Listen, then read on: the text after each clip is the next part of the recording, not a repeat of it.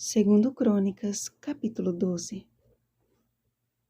Tendo-se ele humilhado, apartou-se dele a ira do Senhor, para que não o destruísse de todo, porque em Judá ainda havia boas coisas.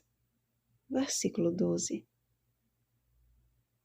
Com o reino confirmado e fortalecido, Roboão assumiu um governo de postura presunçosa, deixando a lei do Senhor e com ele todo Israel. Seus primeiros anos de liderança e sucessos de aquisição, através de suas cidades-fortaleza, encheram o seu coração de orgulho e o fizeram esquecer de que sua função havia sido dada por Deus. Não bastasse a sua rebelião, seu poder de influência gerou uma apostasia nacional. A nação que foi retirada pelo poder de Deus da servidão do Egito, pelo Egito, seria disciplinada, porque tinham transgredido contra o Senhor. Aquela geração não havia provado os anos de escravidão, nem tampouco as dificuldades do deserto. Desdenharam das advertências do Senhor por intermédio de seus profetas.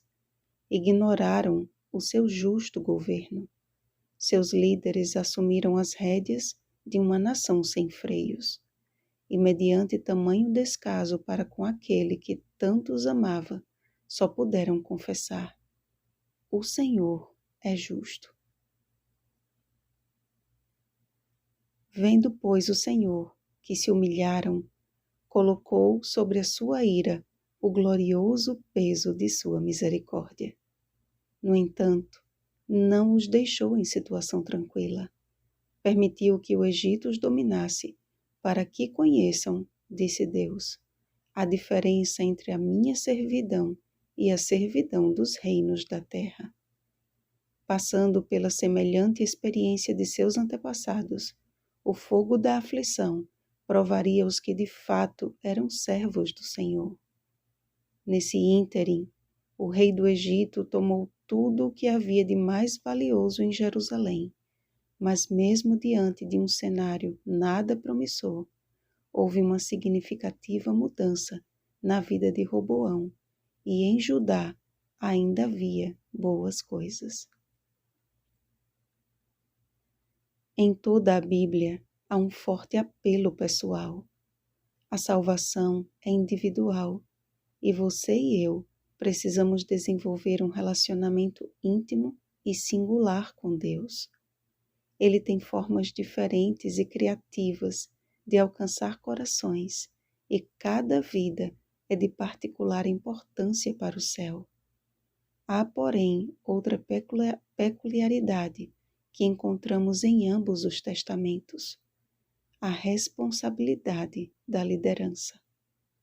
Noé, Moisés, Jacó, Davi, dentre outros, foram exemplos de líderes escolhidos por Deus para ir adiante de seu povo, e a queda deles significava grande prejuízo para o todo.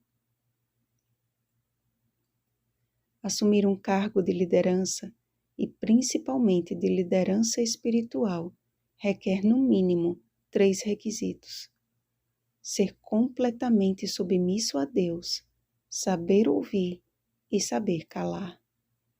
Mais do que confirmar e fortalecer a liderança, é preciso manter sempre em mente a origem da eleição. Boa oratória e carisma não são provas de uma liderança de sucesso. Noé foi escolhido porque andava com Deus, liderando a sua casa para dentro da arca.